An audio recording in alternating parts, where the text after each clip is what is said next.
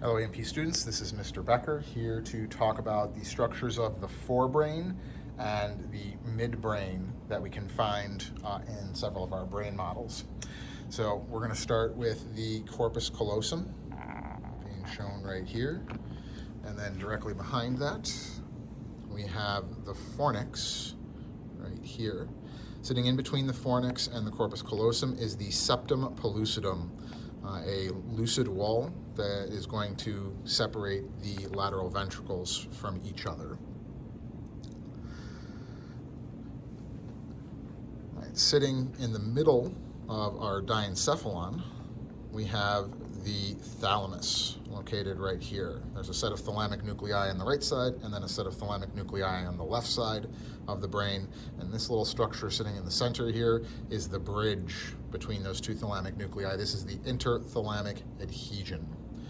Located below the thalamus, we have the hypothalamus right here.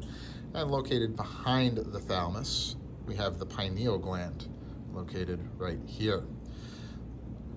Sitting in between these structures, you can see how it's kind of deep on this particular model. We have the third ventricle.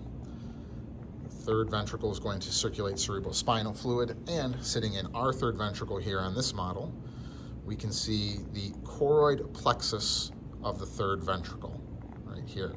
This structure, the choroid plexus, produces cerebrospinal fluid, and this is the choroid plexus of the third ventricle. All four ventricles have their own choroid plexus. Coming off of the third ventricle, we can see right here, we have the cerebral aqueduct. The cerebral aqueduct is going to connect the third ventricle to the fourth ventricle, located down here between the brainstem and the cerebellum. Located on the posterior wall, here we can see this structure, this little bump here, and this little bump right here. This is the superior colliculus, and this is the inferior colliculus. Collectively together, they are called the corpora quadrigemina. And then if we take a look at a slightly more anterior view, right here, we can see this little structure right here. This is one of our two mammillary bodies.